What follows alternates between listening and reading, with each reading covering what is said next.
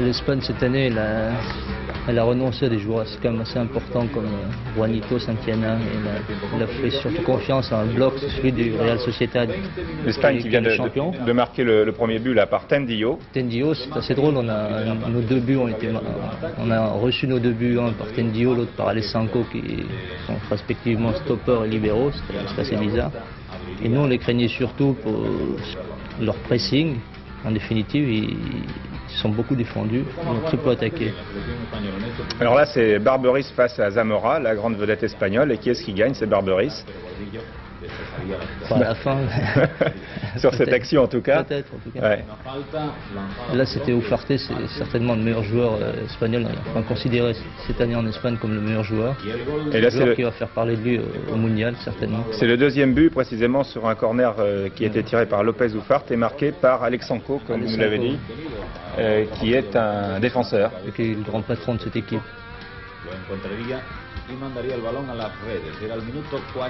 Là, la défense suisse est peut-être un peu moins hermétique que les coffres.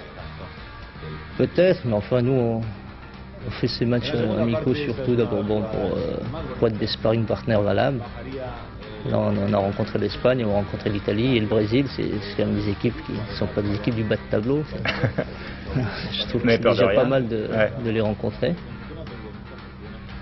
Alors, ces Espagnols vous ont fait quelle impression, Humberto? Je suis resté un petit peu sur ma faim, bien que le score soit assez sévère.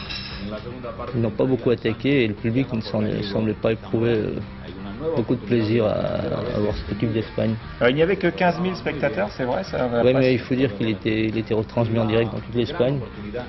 Et les gens maintenant sont un petit peu mobilisés pour le mondial et comme les prix des places sont déjà excessifs, alors ils ne peuvent pas se permettre d'aller voir tous les matchs. Enfin, c'était le dernier match officiel qu'ils vont faire avant le mondial. C'était quand même un test, c'était pas un match d'entraînement. Parce qu'il y a des joueurs qui luttent pour leur place. Quand on pense qu'il y a Pini sur la touche, Santillana et Juanito, c'est pas n'importe qui.